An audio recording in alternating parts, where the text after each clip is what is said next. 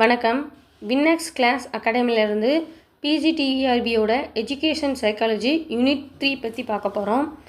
So unit 3ல் TNPSC படிக்கிறவங்களாக இருந்தாலும் சரி, டெட்டுக்கு PGTRB படிக்கிறவங்க கண்டிப்பாக டெட்டுக்கு படிப்பீங்க. ஸோ டெட்டுக்கு படிக்கிற ஸ்டூடெண்ட்டாக இருந்தாலும் சரி, இந்த யூனிட் 3ல் நம்ம எந்த கொஷின் கேட்டாலும் அட்டன் பண்ணுற மாதிரியான ஒரு மென்டாலிட்டியில் நம்ம படிச்சிடலாம்.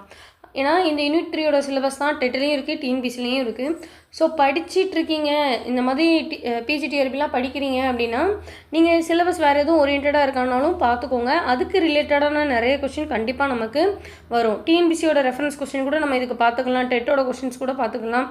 ஸோ இந்த யூனிட் 3யோட சிலபஸை நமக்கு அப்படி தான் மாடிஃபை பண்ணி கொடுத்துருக்காங்க. உடனுக்குடன் அடுத்தடுத்த வீடியோ யூனிட்ஸ் தெரிஞ்சுக்கணும் அப்படின்னா வின்னெக்ஸ் கிளாஸ் அகாடமியை கண்டிப்பாக சப்ஸ்கிரைப் பண்ணிக்கோங்க. பெல் ஐக்கானில் ஆல் கிளிக் பண்ணி வச்சுக்கோங்க.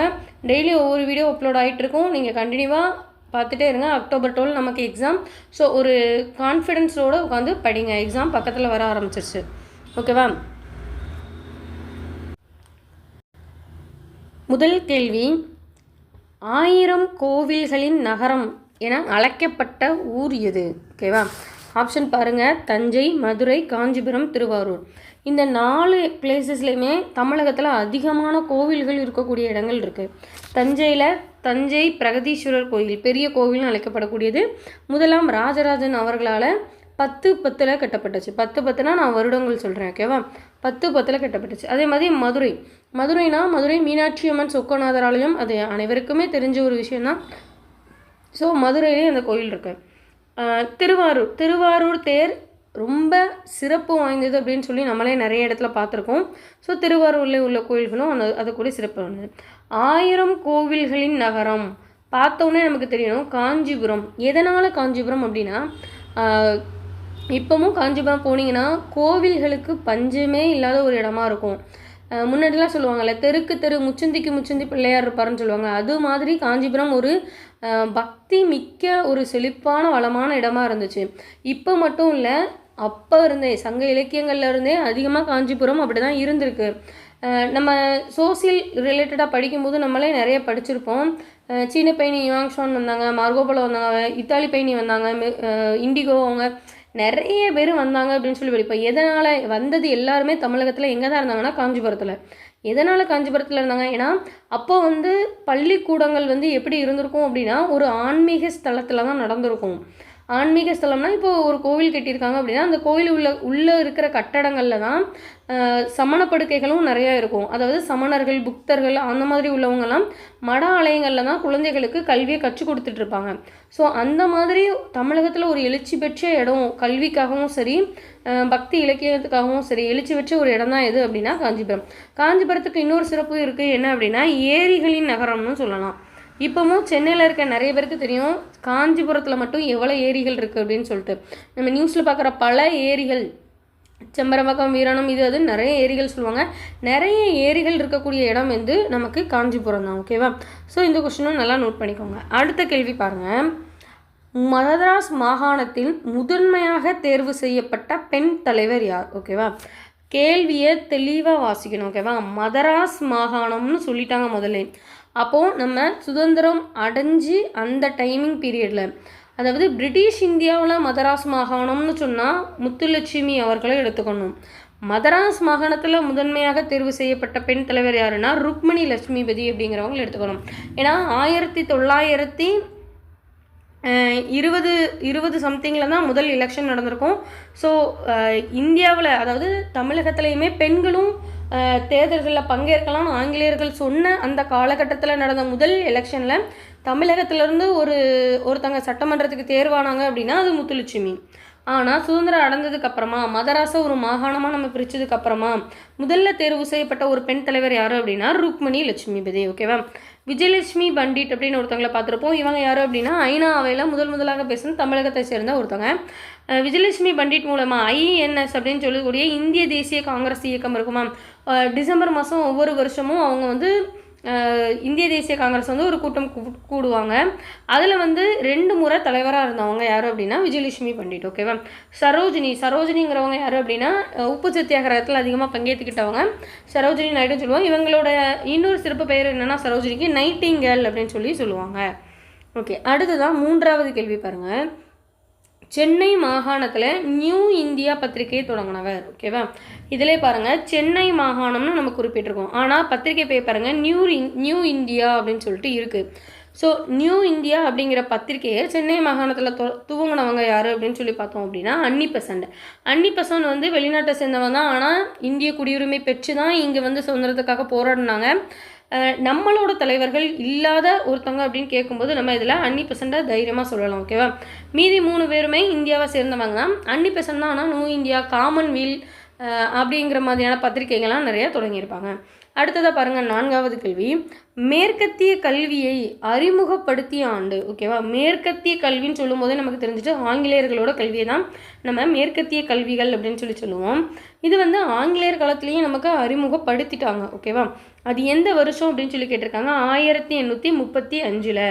இதே 1857 அப்படின்னு சொன்னோடனே உங்களுக்கு 2 விஷயம் ஞாபகம் வரணும். ஃபர்ஸ்ட் ஆஃப் ஆல் என்ன ஞாபகம் வரணும் அப்படின்னா, நம்ம பல்கலைக்கழகங்கள்லாம் தோற்றுவிக்கப்பட்ட இயராக இருக்கும். இன்னொன்று பெரும் புரட்சி. ஓகேவா, பெரும் புரட்சி நடத்தப்பட்ட காலமும் என்னதுதான் அப்படின்னா 1857. இப்போ மேற்கத்திய கல்வி முறையை அறிமுகப்படுத்திய ஆண்டு எது அப்படின்னு சொன்னால் 1835 ஸ்டார்ட் பண்ணியிருப்பாங்க. அடுத்த கேள்வி பாருங்க, மேற்கத்திய கல்வி முறையை இந்தியாவில் கொண்டு வந்தது யார்? ஏன்னா இது வந்து பிரிட்டிஷோட ஆட்சி நடைபெற்று கொண்டிருக்கக்கூடிய இயரு. அந்த வருஷத்தில் இந்தியாவில் அதை கொண்டு வர ரொம்ப முனைப்பாக செயல்பட்டவர் யாருன்னு கேட்குறாங்க. இதில் பாருங்கள், ரிப்பன் பிரபு, இவர் ஆல்ரெடி ஒரு தலைவராக இருந்திருப்பார், அதாவது ஆளுநராக இருந்திருப்பார். லிட்டன் பிரபுவும் அப்படி தான்.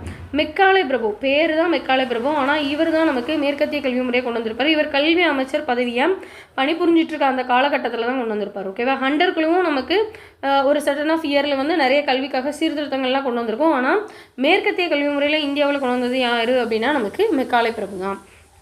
அடுத்ததாக பாருங்கள், சென்னை பல்கலைக்கழகம் நிறுவப்பட்ட ஆண்டு. ஓகேவா, சென்னை பல்கலைக்கழகம் இப்போ தான் நான் ஒரு 2 கொஸ்டின்ஸுக்கு முன்னாடி நம்ம பார்த்தோம். 1857 2 விஷயம் ஞாபகம் வச்சுக்கணும்னு, ஒன்று பெரும்புரட்சி, இன்னொன்று பல்கலைக்கழகங்கள்.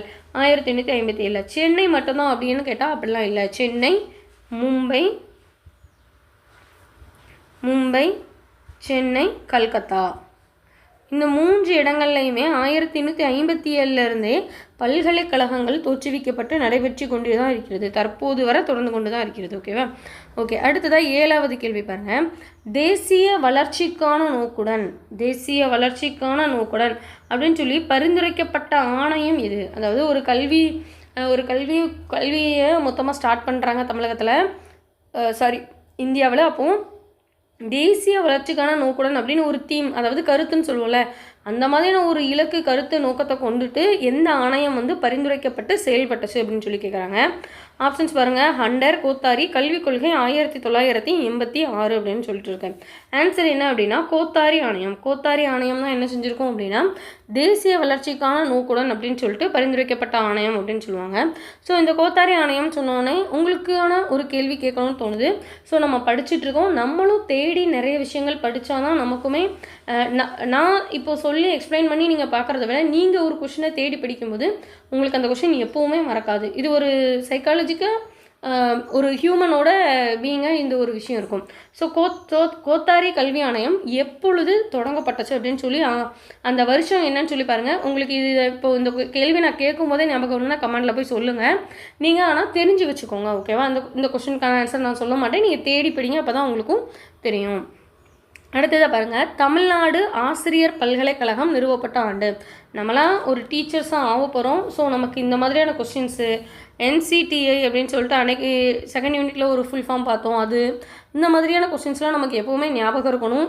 இதெல்லாம் மறக்கக்கூடாது. ஏன்னா நம்ம டீச்சர்ஸ், ஓகேவா, அந்த ப்ரொஃபஷனை நம்ம ஒரு ஃபீல் பண்ணி பார்த்தா தான் இந்த மாதிரியான விஷயங்கள்லாம் நமக்கு ஞாபகத்தில் இருக்கும். ஓகேவா, ஸோ இதுக்கான ஆன்சர் என்ன அப்படின்னா 2008 தமிழ்நாடு ஆசிரியர் பல்கலைக்கழகம் நிறுவப்பட்ட ஆண்டு எப்போ அப்படின்னா 2008. ஓகே, அடுத்த கேள்வி பாருங்கள், தனித்தமிழ் இயக்கத்தின் தந்தை யார் அப்படின்னு சொல்லி கேட்டிருக்காங்க. ஓகேவா, தனித்தமிழ் இயக்கத்தோட தந்தை ஃபஸ்ட்டு யார் இருக்காங்கன்னா மறைமலை அடிகள். நிச்சயமாக இவங்க தான் தனித்தமிழ் இயக்கத்தோட தந்தைன்னு சொல்லலாம். பரிதிமார் கலைஞர்களும் நிறைய பண்ணாங்க. அவங்களுக்கு தனித்தமிழ் இயக்கத்தோட தந்தை அப்படிங்கிற பேர் வரல. ஏன்னா அவரோட இயற்பெயரை, பரிதிமார் கலைஞரோட இயற்பெயர் என்ன, அவங்க அம்மா அப்பா வச்ச பேர் என்ன, சூரிய நாராயண சாஸ்திரின்னு இருக்கும். அதை அவர் தூய தமிழ் படுத்தி பரிதிமார் கலைஞர் அப்படின்னு சொல்லிட்டு வச்சுருப்பாங்க. இப்போ இன்னொரு கேள்வி கேட்குறேன், மறைமலை அடிகளோட இயற்பெயர் என்ன? ஓகேவா? ஏன்னா அவருமே ஒரு தூய தமிழாக சொல்லி மறைமலை அடிகள் அப்படின்னு சொல்லிட்டு அவரோட பேரை மாற்றிருப்பாரு.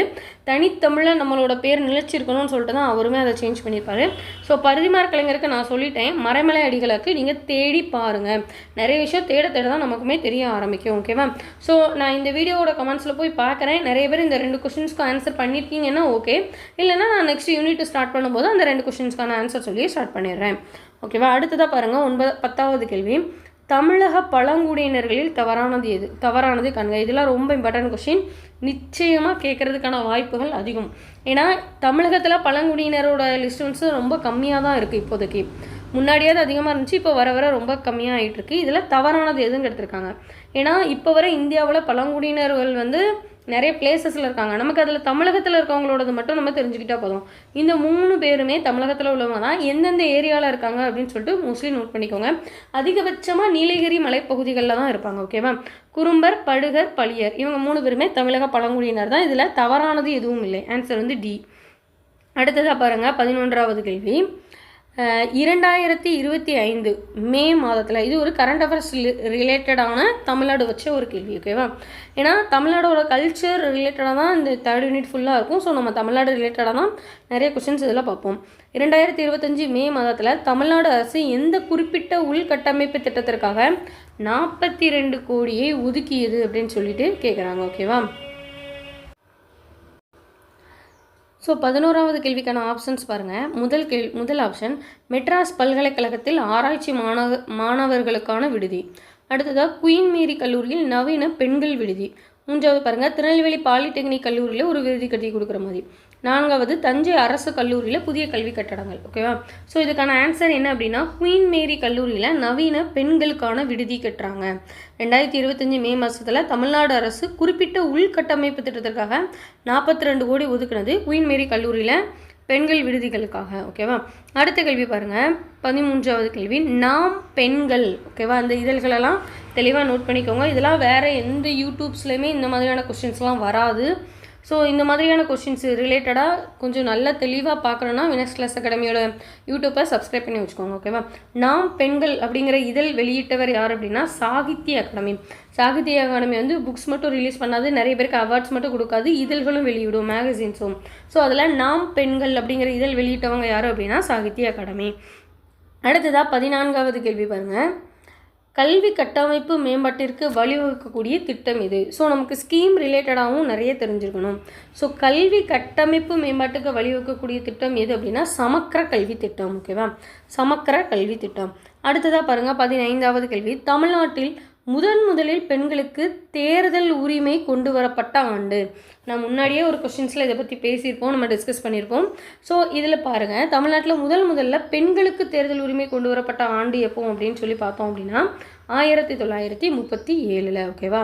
தேர்தல் உரிமை. அடுத்ததாக 16வது கேள்வி பாருங்கள், சிலப்பதிகாரம் எனும் காவியம் எழுதப்பட்டது எப்பொழுது?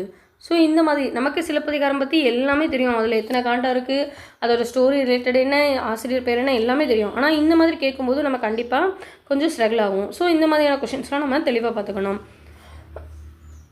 சிலப்பதிகாரம் என்னும் காவியம் எழுதப்பட்டது எப்போது அப்படின்னா பிற்கால காவிய காலம். ஓகேவா? பிற்கால காவிய காலம், மோஸ்ட்லி பிற்கால காவியம் தான். ஓகே, பிற்கால சங்கம் வராது. ஏன்னா சங்க காலம் ஒன்று இருக்குது, அதுலேயும் முற்கால சங்கம் பிற்கால சங்கம்னு ஒன்று படிப்போம். ஆனால் காவிய காலம்னு ஒன்று இருக்கும். இது வந்து நம்ம நிறைய பேருக்கு தெரிஞ்சிருக்காது, நம்ம அதை இன்டெப்த்தாக படிக்கும்போது தான் தெரியும். ஸோ இதெல்லாம் முன்னாடி டெட்டில் கேட்டிருக்கக்கூடிய கொஸ்டின். அதனால தான் பிஜிடிஆர்பியில் இந்த யூனிட்டில் இது கவர் ஆகிற மாதிரி இருக்கனால இந்த மாதிரியான கொஸ்டின்ஸ்லாம் வச்சுருக்கோம். ஓகேவா? அடுத்ததாக பாருங்கள், 17வது கேள்வி, அறந்தான் தலை என்று ஆரம்பமாகக்கூடிய நூல் எது? ஓகேவா? அறம்தான் தலை அப்படின்னு சொல்லிட்டு ஆரம்பமாக நூல் எதுனா திருக்குறள். மோஸ்ட்லி நமக்கு அதிகபட்சமாக திருக்குறள் தான் தெரியும். அறம்னு சொன்னாலே இப்போ இதில் நம்ம ஆப்ஷன்ஸ் ஒமிட் பண்ணுற மாதிரி ஏப்பருங்கலை விருத்தியும் இருக்குது, சிந்தாமணியும் இருக்குது. சிந்தாமணினா சீவக சிந்தாமணி தான் அதிகபட்சமாக சொல்லுவாங்க. நாலடியார்லையும் அறங்கள் பற்றி தான் சொல்லுவாங்க. ஏன்னா இந்த ரெண்டும் தான் நமக்கு அற நூல்கள். அப்போது அறம்தான் தலை. நம்ம அதிகபட்சமாக அறம்ங்கிறத நாலடியாரில் பார்த்துருப்போமா, திருக்குறளில் பார்த்துருப்போமா? திருக்குறளில் தான் பார்த்துருப்போம். ஸோ ஆப்ஷன்ஸ் ஈஸியாக எடுக்கிற மாதிரி திருக்குறள் அப்படின்னு சொல்லி நம்ம ஞாபகம் வச்சுக்கணும். அடுத்ததாக 18வது கேள்வி பாருங்கள். அடுத்ததான் 18வது கேள்வி பாருங்கள், ஆசிரியர் பயிற்சியில் மையமாக உள்ள நோக்கம் எது? ஃபஸ்ட்டு ஏ என்ன பாருங்கள், ஆப்ஷன் தேர்வில் வெற்றி, வாழ்க்கை திறன்களோட வளர்ச்சி, மாணவரை அடக்குதல், பாடநூல் போதித்தல். ஓகேவா? ஒரு ஆசிரியருக்கு கண்டிப்பாக ஒரு உள்நோக்கம் இருக்கும். ஏன்னா நம்ம ஒரு டீச்சர்ஸாக மாற போகிறோம். ஸோ நீங்கள் நம்மளே ஃபீல் பண்ணி பாருங்கள், ஒரு ஸ்டூடெண்ட்டுக்கு நம்ம எதை நோக்கி அவங்களோட லைஃப்பை கொண்டு போவோம், வாழ்க்கை திறன்களோட வளர்ச்சியை நோக்கி தான் ஒரு ஆசிரியர் வந்து அவங்களோட லேர்னிங்கையே அவங்க கற்றுக்கிடுவாங்க அப்படின்னு சொல்லி கொடுத்துருக்காங்க. ஓகேவா? அடுத்ததாக 19வது கேள்வி பாருங்கள், தொழில்முறை கல்வியில் முக்கிய மையமாக கொண்டது எது? தொழில்முறை கல்வியில் முக்கிய மையம் அப்படின்னு சொல்லி சொன்னோம் அப்படின்னா அது எது அப்படின்னு சொல்லி கேட்குறாங்க. வேலை வாய்ப்பு தான். ஏன்னா தொழில்துறையில் நமக்கு அதிகபட்சமாக வேலை வாய்ப்பு தான் நமக்கு தேடி நாடி போகும். ஓகேவா? அடுத்ததாக 20வது கேள்வி பாருங்கள், தமிழ்நாட்டின் எந்த பாரம்பரிய நடன வடிவ கோயில்களில் தமிழ்நாட்டின் எந்த பாரம்பரிய நடன வடிவம் கோவில்களில் உருவாகி பக்தி வெளிப்பாட்டுடன் தொடர்புடையது? ஓகேவா? இதில் உள்ள கொஸ்டின்ஸ் ஆப்ஷன்ஸை பார்க்கும்போதே நமக்கு தெரியும், கதக் கண்டிப்பாக அப்படி இல்லை, மோகினியாட்டமும் அப்படி இல்லை, குச்சிப்புடியும் அப்படி இல்லை. இது எல்லாமே உருவாச்சு, ஒவ்வொன்றும் ஒவ்வொரு ஸ்டேட்டில் உருவாச்சு. ஆனால் நம்ம கேட்டிருக்கதே தமிழ்நாட்டில்னு சொல்லும்போது நம்ம ஈஸியாக பரதநாட்டியம் எடுத்துடலாம். இதெல்லாம் கோவில்களில் உருவாச்சா இல்லையா அப்படிங்கிறது நம்மளோட பாயிண்ட் ஆஃப் வியூவிலே தெரியும். ஏன்னா மோகினியாட்டமும் இப்போ கோவிலில் ஆடுறாங்க, கதக்கும் ஆடுறாங்க, குச்சிப்புடி வேணால் இல்லாமல் இருக்கலாம். ஸோ ஆப்ஷன்ஸில் 3மே நமக்கு சேமாக வர மாதிரி இருக்கும். ஆனால் தமிழ்நாட்டில் அப்படிங்கிற கொஸ்டினை வச்சு தான் நம்ம ஆன்சர் பரதநாட்டியம் அப்படிங்கிற ஒன்றை நம்ம எடுக்கணும். ஓகேவா? அடுத்ததான் 21வது கேள்வி பாருங்கள், அப்பளே குறிப்பிட்ட மாதிரி தான் தஞ்சாவூரில் உள்ள பிரகதீஸ்வரர் கோயில் எந்த கட்டிடக்கலை பாணியின் உதாரணமாகும்? நம்ம முதல் கொஸ்டின் பார்க்கும்போதே சொன்னேன், தஞ்சாவூர் பிரகதீஸ்வரர் கோயில் எப்போ கெட்டப்பட்டது, யார் கெட்டினாங்க, அதோட இன்னொரு பெயர், பெரிய கோயில் அப்படிங்கிறது அதோட இன்னொரு பெயர்னு சொல்லி பார்த்தோம். ஆனால் இந்த கொஸ்டின் பாருங்கள், இந்த கொஸ்டின் நமக்கு டிஃப்ரெண்ட்டாக இருக்கும். எந்த கட்டிடக்கலையோட பாணியில் அது கட்டப்பட்டுச்சு அப்படின்னு சொல்லி கேட்குறாங்க. திராவிட கட்டிடக்கலை பாணி. ஓகேவா?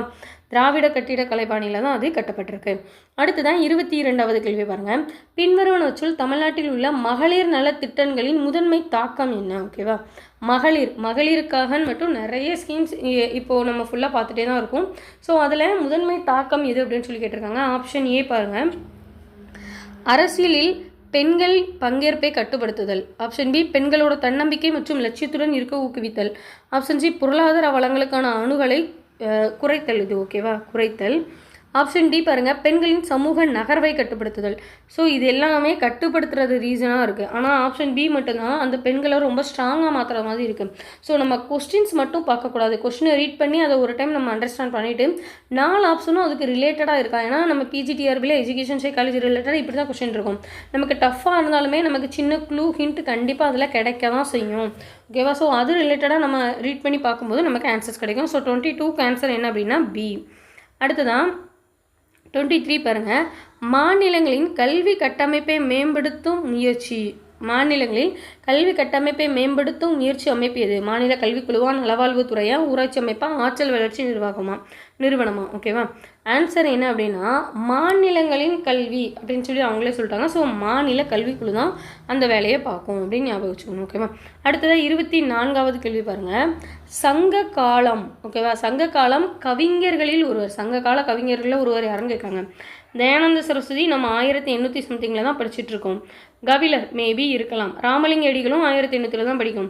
திருவள்ளுவரும் இருக்கலாம். ஆனால் நம்ம திருவள்ளுவரை படிக்கும்போது என்ன சொல்லுவோம், கிமு அப்படின்னு சொல்லுவோம்.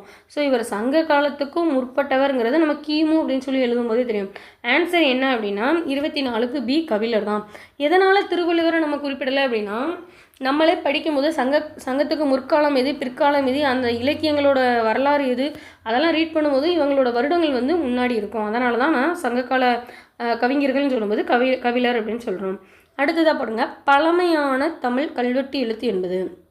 ஓகேவா? இதெல்லாம் ரொம்ப தெரிஞ்சிருக்கக்கூடிய இம்பார்ட்டண்டான ஒரு விஷயம். பழமையான தமிழ் கல்வெட்டு எழுத்து என்பது எது அப்படின்னு சொல்லி கேட்டிருக்காங்க. லிபி கிடையாது, பிராமி கிடையாது, தமிழ் வட்டெழுத்து. தமிழ்னாலே வட்டெழுத்து இருக்கும், இல்லைனா கண்ணெழுத்துன்னு இருக்கும்.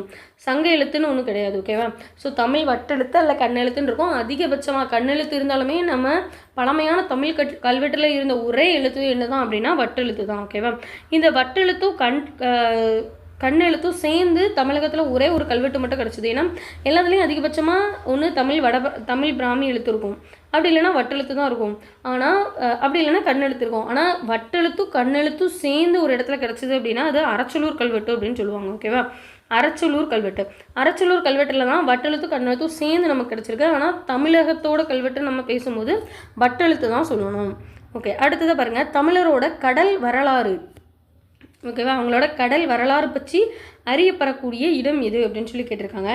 கொற்கை, தொண்டி, பூம்புகார், இது மூணுமே நமக்கு கடற்கரை ஏரி பகுதிகள் தெரியும். திருச்சீரலைவாய்னு ஒரு ஆப்ஷன் இருக்குது. இது என்ன அப்படின்னா திருச்செந்தூர், தற்போது சொல்லக்கூடிய திருச்செந்தூர் கடலோட பேர் தான் என்ன அப்படின்னா திருச்சீரலைவாய். ஓகேவா, ஸோ கடல் இருக்கக்கூடிய ஏரியாவை தான் நமக்கு ஆப்ஷன்ஸுமே இருக்கும். இதுவும் ஆன்சர்ஸ் கிடையாது. ஓகேவா, கொற்கை பாண்டியர்களோட தலைநகரமாக இருந்திருக்கும். தொண்டியும் பூம்புகாரும் சோழர்களுக்கும் அல்லனா அதிகபட்சமாக சேரர்களுக்கு தான். சோழர்கள் இந்த ஏரியாவில் வந்திருக்க மாட்டாங்க. ஆனால் தமிழர்களோட கடல் வரலாறு இப்போவுமே நம்ம பிரமிச்சு போய் பார்க்கக்கூடிய ஒரு வரலாறுனா அது பூம்புகார் தான். ஓகேவா, பூம்புகார் தமிழர்களோட கடல் வரலாறு பற்றி அறியப்படக்கூடிய ஒரு இடமாக இருக்கும். அடுத்த கேள்வி பாருங்கள், இருளர் இனக்குழுவினர் வாழும் பகுதி தமிழ்நாட்டில் எங்கு அமைந்துள்ளது? அப்போலே பழங்குடியினர்கள் கொஞ்சம் பேர் தான் இருக்காங்க. அதோட டாபிக்ஸை பார்த்துக்கோங்கன்னு சொன்னேன். ஸோ அதிலிருந்து ஒரு கொஷின் தான் நமக்கு இருக்குது. இருளர்கள், ஓகேவா, இருளர் இனக்குழுவினர் வாழும் பகுதி தமிழ்நாட்டில் எங்கே இருக்குது அப்படின்னு சொன்னால் நீலகிரியில். அதிகபட்சமாக நீலகிரி மலைப்பகுதிகளில் நிறைய பேர் இருப்பாங்க. ஸோ அதுக்கேற்றப்பில் நீங்களும் டாபிக்ஸ் பார்த்து வச்சுக்கோங்க. அடுத்ததான் 28வது கேள்வி வருங்க, சுதந்திர போராட்டத்தில் பங்கேற்ற வீர தமிழச்சி. ஸோ வீர தமிழச்சின்னு கேட்டிருக்காங்க. நான் 4 ஆப்ஷன் பார்ப்போம். ஜான்சி ராணி, வேலு நாச்சியார், மீராபாய், சரோஜினி.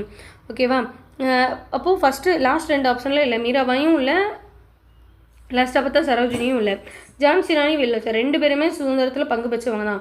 ஆனால் ஜான்சி ராணிக்கு முன்னாடியே வேலு நாச்சியார் பங்கு பெற்று வின் பண்ணி ஆட்சியும் அமைச்சிருப்பாங்க. ஸோ ஜான்சி ராணி நம்ம எடுக்கக்கூடாது, இதில் வேலு நாச்சியார் அப்படிங்கிறவங்கள தான் எடுக்கணும். ஓகேவா, 28th ஆன்சர் வேலு நாச்சியார்.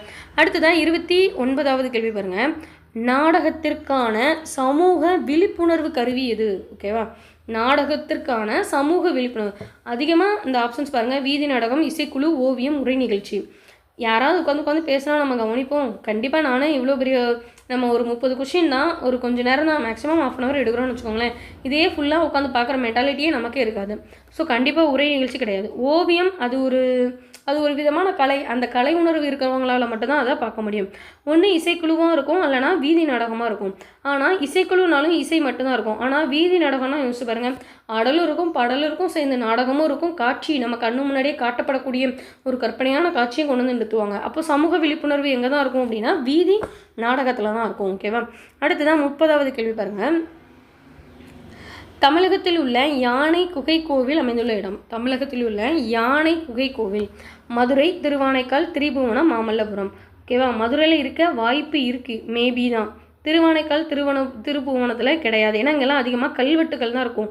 அவங்க கேட்டிருக்குது குகை கோவில் அப்படின்னு சொல்லி கேட்டிருக்காங்க.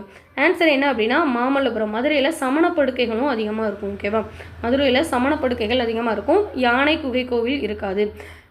இதை எப்படியும் யோசிக்கலாம் அப்படின்னா மதுரை பக்கத்தில் இருக்க, அதாவது காரைக்குடியில் இருக்கக்கூடிய பிள்ளையார்பட்டி கோவில் அப்படின்னு சொல்லுவாங்க.